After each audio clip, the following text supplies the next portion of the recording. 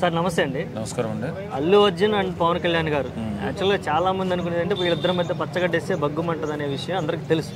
అని రీసెంట్గా వీళ్ళిద్దరు కలవడం జరిగింది అనేది ఒక వార్త బాగా వైరల్ అవుతుంది. దీన్ని ఎలా చూడాలి?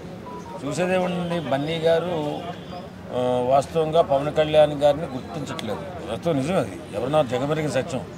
వాళ్ళు ఏ దారిలో వెళ్ళినా నేను అనుకున్నదే నేను చేస్తాను, నేను ఎవరన్నా చెప్పింది చేయను, కుటుంబాన్ని గుర్తించను, కుటుంబ ఐక్యతను గుర్తించను అనే ద్వారంలో ఈయన చేస్తున్న పని ఏంటి? అల్లు అర్జును కుటుంబంలో ఎవరో ఏ రకం కార్యక్రమం చేసినా నా ఇష్టం వచ్చినట్టు నేను చేస్తాను అనే ద్వారంలో ఉంటున్నాడు.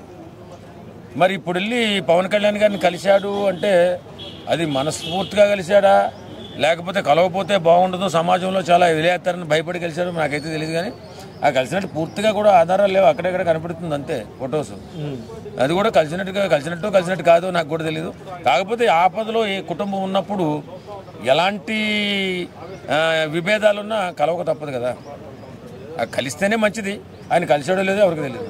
ఒకవేళ వీళ్ళిద్దరు కలిశారు అని అనుకుందాం, దీన్ని పొలిటికల్ యాంగిల్లో చూడాలా, అంటే టాలీవుడ్ యాంగిల్లో చూడాలా, లేదంటే అసలు వేరే యాంగిల్స్ లేకుండా కామన్గా చూడాలి? ఆయన మనస్ఫూర్తిగా కలిసినట్లయితే, కలిసేవాడైతే యాక్షన్ జరిగినప్పుడే స్పందించేవాడు. ఆయనకి అంత మనస్ఫూర్తిగా కలిసినట్టుగా నాకు అనిపించట్లేదు. ఎందుకంటే అల్లు అర్జున్ గారు వీళ్ళ పట్ల ఎడమకం పెడమకంగానే ఉంటున్నాడు. మరి ఏదేమైనా వీళ్ళ కలిసాడంటే సంతోషమే. ఎందుకంటే కలవాలి, ఆపదలో కలవకపోతే మనిషి అన్నవాడికి వాల్యూ ఉంటుంది, మనసేముంటుంది.